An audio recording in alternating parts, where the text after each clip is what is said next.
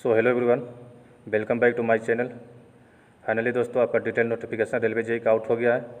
आपका फॉर्म भरने का डेट दोस्तों स्टार्टिंग डेट आज से है 14 अगस्त से। 14 अगस्त से आपका डेट है दोस्तों स्टार्टिंग डेट। आपका लास्ट डेट जो है फॉर्म फिलअप करने का 13 सितंबर है। तब दोस्तों form fill with in time duration जो है आप फॉर्म को फिल कर लीजिए। और फ्रेंड्स आपका जो नोटिफिकेशन का जो डेट है आपका 16 सितंबर से 25 सितंबर तक है। और लास्ट डेट जो पेमेंट का है आपका दोस्तों 15 सितंबर तक है। तो दोस्तों आप विद इन टाइम ड्यूरेशन जो है आप अपना फॉर्म का फिल कर लीजिए। और कौन कौन सा डॉक्यूमेंट जो आपका रिक्वायर्ड है वो आप देख लीजिए। जैसे आपको कैटेगरी चाहिए दोस्तों, आप जिस भी कैटेगरी से हैं, आप EWS है आपका जनरल में, अगर EWS है तो उसका आपको चाहिए दोस्तों सर्टिफिकेट। और आपको अगर OBC से तो OBC NCL अगर होगा तो वो आपको चाहिए। SC ST का चाहिए। आप ट्राई कीजिए कि कैटेगरी सर्टिफिकेट आपका जो है सेंट्रल लेवल का हो तो अच्छा रहेगा दोस्तों। और अगर पहली बार दोस्तों आप रेलवे का फॉर्म फिल कर रहे हैं तो आपको फर्स्ट फॉर्म फिलअप करते टाइम आपको जो है रजिस्ट्रेशन करना होगा। लेकिन अगर आप पहले कभी रेलवे का एग्ज़ाम दिए हैं तो दोस्तों आपको फिर से रजिस्टर करने की ज़रूरत नहीं होगा। आपका जो वही registration number, registration ID, password से दोस्तों आपका जो है लॉगिन हो जाएगा। उसके बाद आप फॉर्म फिलअप दोस्तों ईजिली कर पाएंगे। तो फ्रेंड्स अब फॉर्म फिलअप करते टाइम आप 2-3 पॉइंट को आप ध्यान रखेंगे। आप पोस्ट प्रेफरेंस का ऑर्डर जो है सही में रखना है दोस्तों। अपना देख लीजिए मेडिकल कैटेगरी क्या है, आई विजन पावर क्या है, उसके अकॉर्डिंग आपको रखना है। आपका डिपार्टमेंट में दोस्तों कितना सीट है, कितना वैकेंसी है दोस्तों देख लीजिए। और जोन वाइज वैकेंसी कितना है ये आप देख लीजिए। और आपको दोस्तों आपका जो होम टाउन से नज़दीक है कि नहीं ये भी आप देख लीजिए, क्योंकि आपको बाद में दोस्तों अगर आपका सिलेक्शन हो जाएगा तो फिर एक इशू रहेगा आपको घर के पास आने का। तो आप सब चीज़ सोच समझ के थोड़ा फॉर्म का फिलअप करिए दोस्तों अच्छे से। और कोई भी जो है प्रेफरेंस भरना है तो आपको उसका जो प्रोफाइल है दोस्तों उसको अच्छे से देख लेना है। जो प्रोफाइल क्या है, उसका वर्किंग क्या है, उसके अकॉर्डिंग भरना है। और मेडिकल कैटेगरी को देखते हुए भरना है। तो इस तरह से दोस्तों आपको फॉर्म फिल थोड़ा सोच समझ के भरना है। देख सकते हैं दोस्तों आपका जो इस तरह से। और रेलवे का जेई जो दोस्तों लेवल 6 का पोस्ट है आपका जो 35,400 बेसिक है।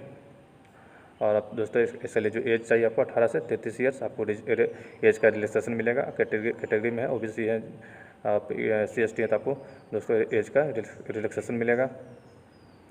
टोटल जो वैकेंसी दोस्तों अभी 3993 है।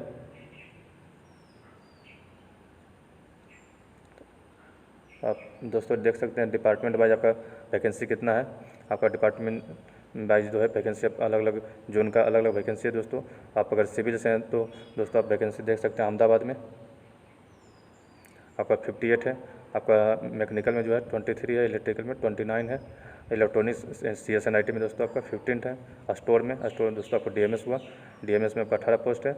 और ट्रैक मशीन में एक भी पोस्ट नहीं है। तो टोटल दोस्तों अहमदाबाद में 143 है। इसी तरह बाकी जोन का आप देख सकते हैं अजमेर का दोस्तों 252 है टोटल। आपका बेंगलोर का 319 है, भोपाल का दोस्तों 113 है, भुवनेश्वर का 90 है। और बाकी जोन का देख सकते हैं दोस्तों बिलासपुर का आपका 124 है, चंडीगढ़ का 183 है। तो आपका दोस्तों आपको जो है पोस्ट का प्रेफरेंस तो सोच समझ के भरना ही। आपको वैकेंसी भी देखना है, मतलब आपका जो डिपार्टमेंट है उसमें वहाँ कितना सीट है और आपका कैटेगरी में कितना सीट है उसको देखते हुए आपको फॉर्म का फिलअप करना है।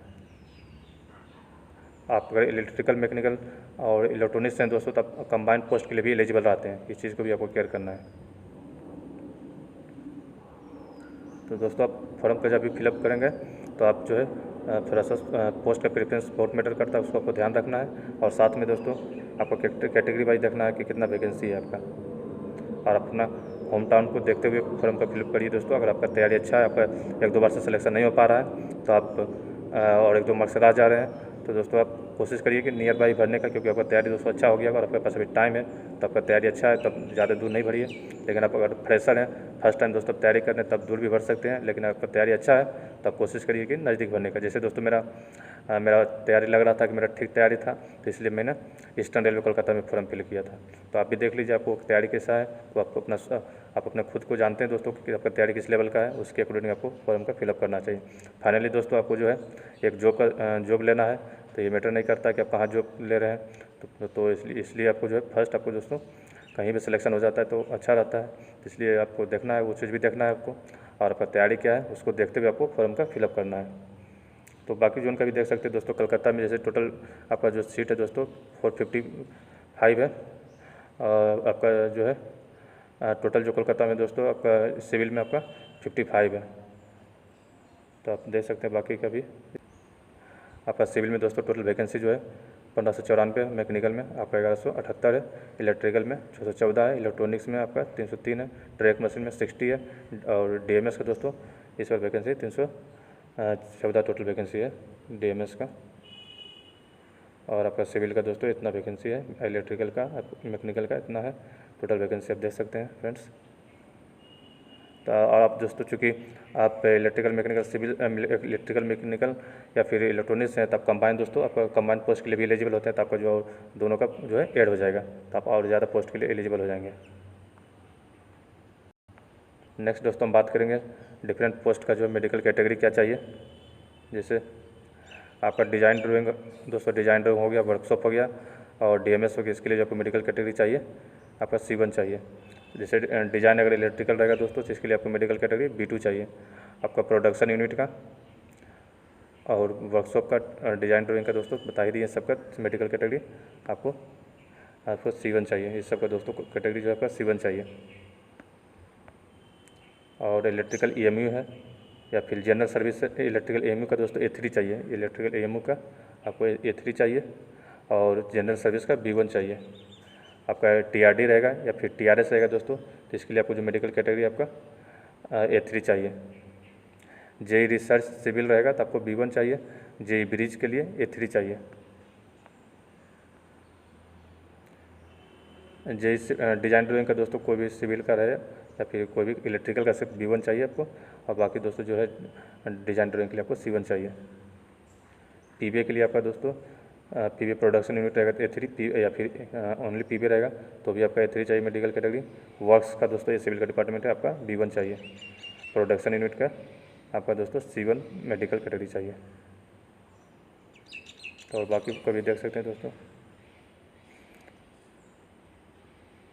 ट्रैक मशीन में आपका फ्रेंड्स A3 चाहिए, कैरेज एंड वैगन का B1, डिज़ाइन CNW B2, आपका मैकेनिकल का C1, डिज़ाइन मैकेनिकल रहेगा तो डिज़ाइन MP रहेगा, तो आपका B2 चाहिए। मैन्युफैक्चरिंग प्रोडक्शन यूनिट हुआ दोस्तों, डिज़ाइन मैकेनिकल का रहेगा तो B1, आपका प्रोडक्शन यूनिट का C1 चाहिए। ये सब दोस्तों अलग अलग है सबका कैटेगरी। तो आपको फॉर्म फिलअप दोस्तों कैटेगरी वाइज करना है। आएगा जब फॉर्म फिलअप करिएगा तो उस टाइम भी आपको आएगा दोस्तों कैटेगरी। A3 के लिए कौन कौन कैटेगरी है, B1 के लिए कौन सा कैटेगरी है, आपका B2 के लिए कौन सा है, C1 के लिए कौन सा है। तो फ्रेंड्स तो आप इस चीज़ को केयर करना है आपको, पोस्ट का प्रेफरेंस, और आपको जो है आपको जोन का सिलेक्शन आपको सही से सोच समझ के करना है दोस्तों। आप सिर्फ जो है प्रीवियस कटअप से नहीं एनालिसिस कर सकते हैं आप, क्योंकि दोस्तों वैकेंसी जो है हमेशा वेरी करते रहता है। तो आप अपना देखिए आपका तैयारी किस लेवल का है, उसके हिसाब से आप फॉर्म का फिल करिए। तो दोस्तों अगर आपको कोई डाउट रहे तो आप पूछ सकते हैं। और दोस्तों हम डिटेल में एक वीडियो ला रहे हैं पोस्ट प्रेफरेंस लेकर के, आपको किस ऑर्डर में पोस्ट का प्रेफरेंस रखना है। ठीक है फ्रेंड्स, तो मिलते हैं नेक्स्ट वीडियो में। Thank you.